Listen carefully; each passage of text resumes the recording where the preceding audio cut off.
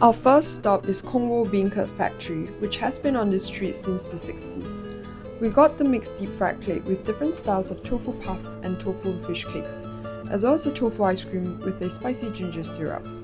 They were so tasty yet light, so it was a great snack.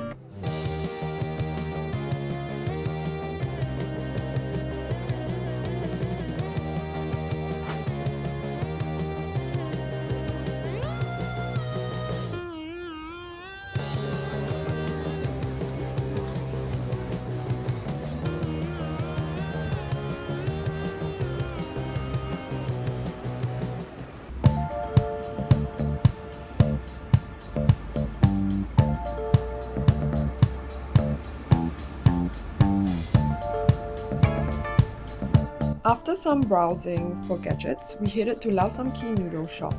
Each table had a container of pickled radish to snack on.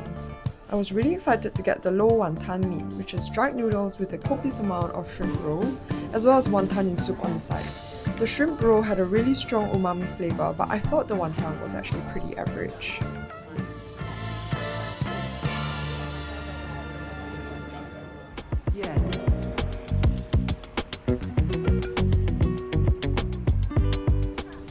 Heading to our last stop, which is a popular vintage shop, we actually came across Manheim Garment Factory, which was selling all things denim, including the coolest denim bags in the shape of skirts and jackets.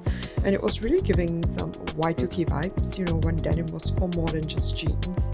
And they even had these tiny earbuds case holders, which was really cute, although I'm not too sure how useful they are. But they looked really cute anyway, and came in all sorts of different colors.